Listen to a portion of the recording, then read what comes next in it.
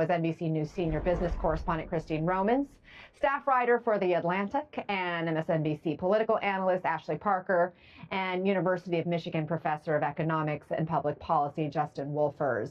Great to have all of you with us this afternoon. So, Christine, the president's pullback on Powell, on China, seems to be at least encouraging for the markets, but does it really change the dynamics at all? I mean, it's a tone shift, but when you look at all of these headlines, absolutely nothing has changed on the ground. You still have very steep tariffs on China right now. You have 10% tariffs on everyone else. You've got 25%. I mean, it's still the same situation. It's just the president's words that have changed. And what is so remarkable to me is that threats and words and posts on social media can literally move markets 1,000 points. I mean, nothing has really changed except a tone shift, and you've got this market moving all over the place. Other presidencies have been so careful not to do this, not to move the dollar, not to move bonds, not to move the stock market. This is a completely unprecedented series of events we're into. I mean, earlier today you had the Dow. Gosh, I think it was up a lot more than this. It was up 1,100 points at its best. So now it's even come off of that best. See, now it's 700 points off of the highs of the day, but still up 1%. That's a remarkable one-day swing. Yeah, up at any rate, and that is obviously good news for anybody who has any money in the stock market right now. We had more words today from China and the White House. Take a listen to what we heard from White House press secretary a short time ago. Let me be clear, there will be no unilateral reduction in tariffs against China. The president has made it clear China needs to make a deal with the United States of America, and we are optimistic that will happen. Meanwhile, China's foreign ministry spokesperson said this today, quote, "If a negotiated solution is truly what the U.S. wants, it should stop threatening and blackmailing China and seek dialogue based on equality, respect, and mutual benefit." Okay, so where does that leave us, this back and forth, when it comes to an actual deal, Christine? So he says tariffs will come down against China. She says there won't be unilaterally lowering of tariffs against China. I mean, where does it leave us? Again, exactly where we were 2 days ago, except the tone has changed from the White House. The president was really dug in over the last few weeks that this was going to be the way of the future. And if you don't like it, make it in America. Now he's talking about bringing those tariffs down. I mean, the last time they did a trade deal with China took a couple of years. The USMCA with Mexico and Canada, that was 2 years to hammer out. So where are the negotiating teams talking? Are they working? I mean, up until now, this is all still headlines. That's right, Ashley. For weeks, the president had been digging in, saying, just wait, short-term pain for long-term gain. So what do you make of his change in tune and so suddenly? What spooked him? Well, it's been interesting. The president did exhibit a pain tolerance and sort of a patience that we don't normally associate with him up until a point. But it was originally, when he did that 90-day pause and backtracked, it was the bond markets that very clearly spooked him.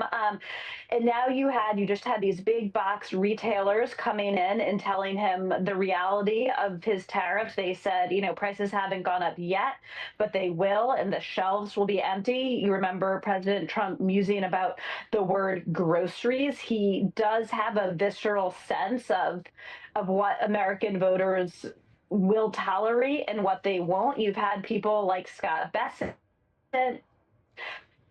behind the scenes also privately making the case. But Trump has begun responding to the markets and some of these concerns in a way he was not initially. So, Justin, how detrimental is all this wobbling, this changing of course? Can investors, can foreign partners trust what this president says when his actions show he's been all over the place? Well, the immediate cost, I think, is pretty straightforward, which is if you talk to anyone in any company, in any industry in the United States, all management is spending their time doing is figuring out how to respond to the White House. It's, you know, how do we get inputs? How do we retool? Do we bring stuff in from this country or from that country? Are things going to change again tomorrow? And no one's actually got the time to manage their companies. I do think there is actually one spectacular piece of good news in all of this, which is Trump has shown that if markets vomit hard enough, he'll reverse course. And he's gotten a couple of very big bumps in a row. Every time he announces to markets, I'm not going to follow my instincts, stocks go way back up. And if he likes stocks going up, maybe he'll follow that path. Yeah, we've seen the president's economic policies and public comments essentially hit U.S. stocks, bonds, and currency all at the same time. Justin, have you ever seen anything like that? Not from the US. You do see this in developing countries when markets lose faith in governments, and that's really what's happening. So I do think it's important to underscore there's not just a tariff shock going on right now. There's also an enormous uncertainty shock. No one knows what policy is going to be today or tomorrow. And in fact, the White House can't decide whether it's about to reduce tariffs on China. That's what Trump said. Then Bessent said they weren't. And then the press secretary said they unequivocally weren't. And I forget which one of them is in charge right now. So there's the uncertainty shock. And then there's just enormous crisis of confidence in this administration, which I think is really going to pull back on the extent to which people are willing to invest. It is unclear exactly what is influencing the president or who he is listening to.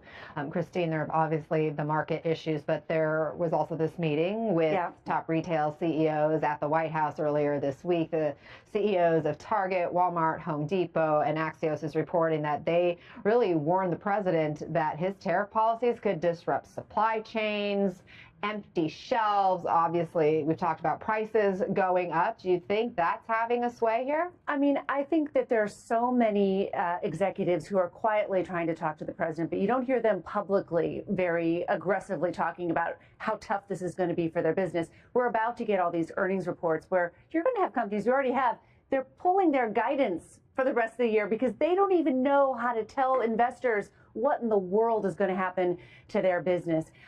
When you talk about those big retailers, they are the tip of the spear. I mean, so many of them get a lot of product from all over the world. And when you have 145% tariffs and 125% tariffs between the U.S. and Canada, U.S. and China, I mean, as Scott Bessent said behind closed doors earlier this week, that's essentially a trade embargo between the two biggest economies in the world.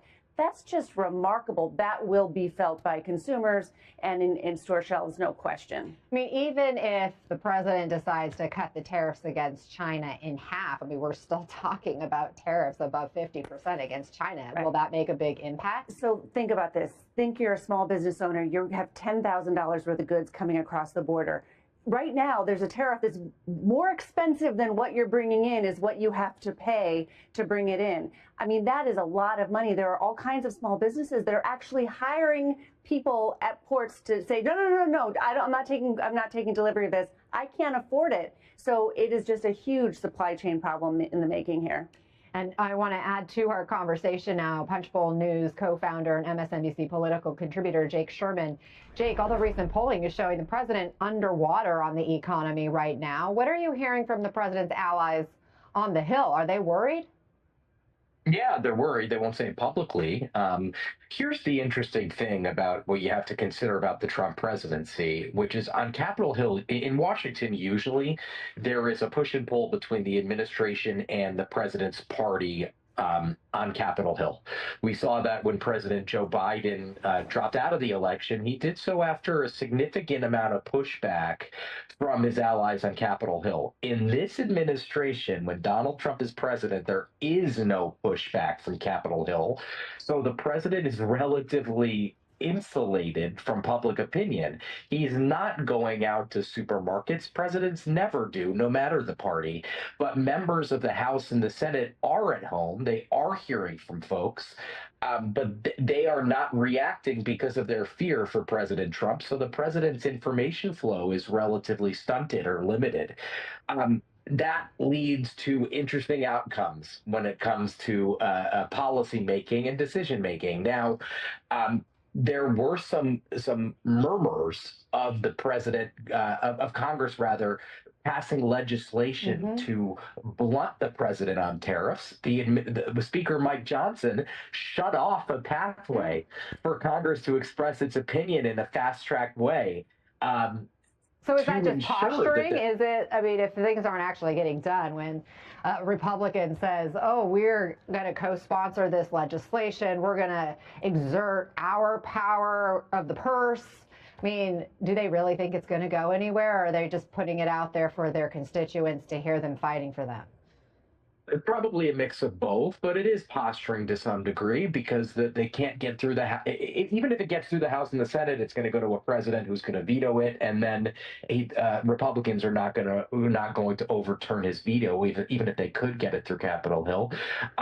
But I like to remind Republicans of this. Every House Republican and about a third of Senate Republicans or the senators are going to be up for re-election next year. Donald Trump is not going to be up for re-election ever. So he is able to make, and he doesn't care really who has control of Congress. He didn't last time. He told me in an interview back in 2017 he didn't care who controlled Congress. So that leads to, again, a skewed incentive structure and a skewed decision-making structure.